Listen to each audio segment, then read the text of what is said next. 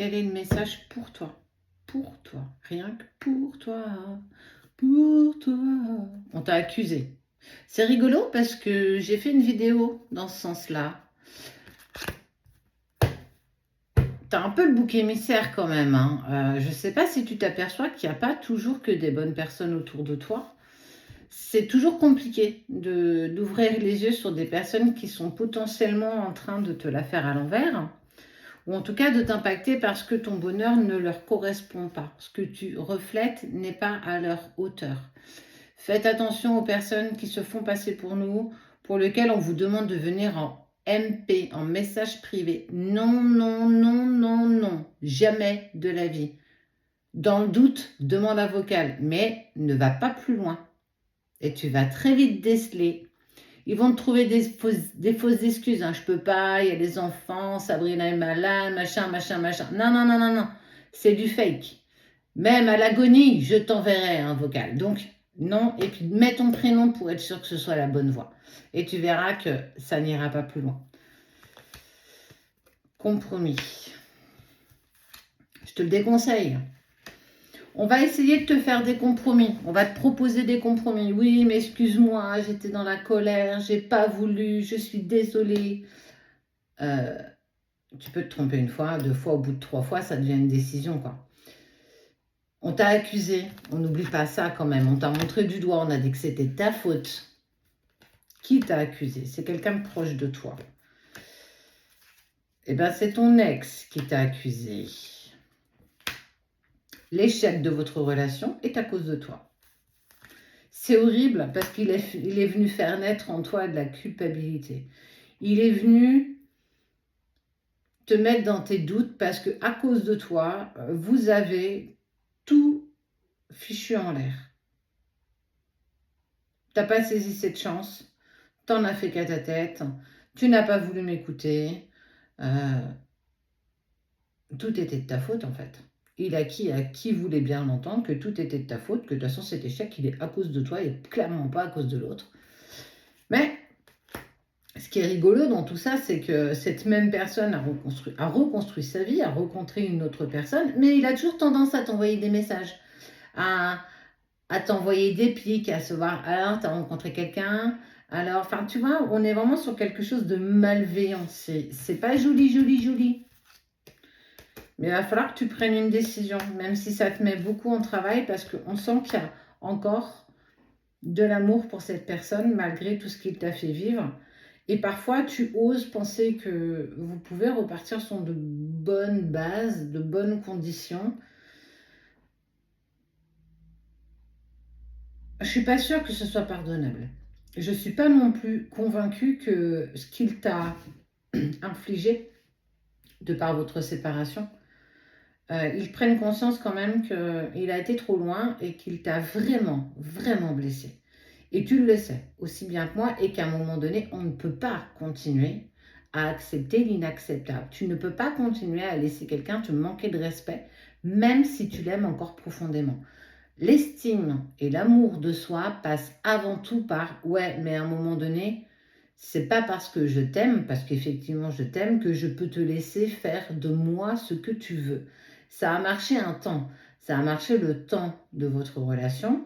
Aujourd'hui, ou en tout cas hier, il t'a accusé, il t'a montré du doigt pour dire que tout était de ta faute. Il t'a montré du doigt pour dire que tu n'as pas fait en sorte de sauver votre relation. Mais à aucun moment, cette même personne se remet en cause. Comment tu peux reprendre quelque chose de solide et de sain si elle-même ne se remet pas en question? Tu t'es remis en question. Tu as essayé de trouver le pourquoi du comment vous en êtes arrivé là. Tu as clairement même parfois assumé des choses dans lesquelles tu n'étais même pas responsable. Et malgré toi, tu espères encore que cette personne revienne dans ta vie. Est-ce qu'à un moment donné, tu ne peux pas te dire que tu mérites mieux que ça? Est-ce qu'à un moment, tu ne peux pas te dire que tu vaux mieux que ça? Et qu'en fait, c'est peut-être lui ou elle qui n'a pas compris la valeur que tu avais. J'appuie sur le mot valeur parce que c'est en acceptant ta valeur et en ne laissant plus personne t'impacter ou te montrer du doigt parce que, à un moment donné, tu as peut-être fauté, mais comme tout le monde, tu n'es pas responsable de tout. Tu n'es pas responsable de tout ce chaos que vous, tous les deux, vous avez vécu. Il a aussi sa part de responsabilité. Et tant qu'il ne l'assumera pas, tu ne pourras rien construire de raisonnable avec cette personne. Je ne te parle pas d'amour, je ne te parle pas de l'amour qui est voulu, je vous parle de comment vous pouvez tous les deux trouver un terrain d'entente si lui n'accepte pas, ou elle, l'autre, n'accepte pas sa part de responsabilité, tu n'as pas assumé la responsabilité de tout. Parce qu'il revient dans ta vie, parce qu'en fait, ce qu'il met un petit peu dans l'embarras, c'est que tu es quelqu'un de naturellement rayonnante. Et forcément, tu amènes à toi peut-être de nouvelles rencontres, un nouveau sourire, et qu'il le voit sur les réseaux et que ça le met en boule, parce que justement, tu lui files entre les doigts. Mais à côté de ça, j'ai envie de te dire, mais tu as le droit de sourire en fait. Tu ne lui as jamais appartenu et tu ne lui appartiendras jamais. C'est une preuve de manipulation et à un moment donné, au-delà de l'amour qu'on se porte, on ne peut pas laisser les autres faire ce qu'ils veulent de nous. Quelle est ta part de responsabilité là-dedans? À quel moment tu vas oser exprimer que tu as été trop loin et si tu ne te remets pas en question aujourd'hui, maintenant, il n'y aura jamais de nous. Est-ce qu'à un moment donné, tu ne peux pas retourner aussi la situation, non pas pour le faire courir, mais pour remettre les choses à leur place?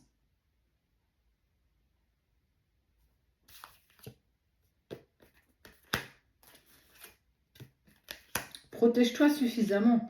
Ne le laisse pas continuer à te mettre en doute, à perdre encore plus de confiance en toi. Cette séparation, elle a quand même un sens positif, c'est il était temps. Rayonne par toi-même, vibre par toi-même, sois la personne que tu désires être sans ne plus jamais dépendre de qui que ce soit et surtout pas de cette personne qui n'a pas réussi, qui n'a jamais voulu accepter aucun compromis dans votre relation. Un couple, ça se construit à deux. Ça se maintient à deux. À force de le porter sur un piédestal, tu t'en es oublié.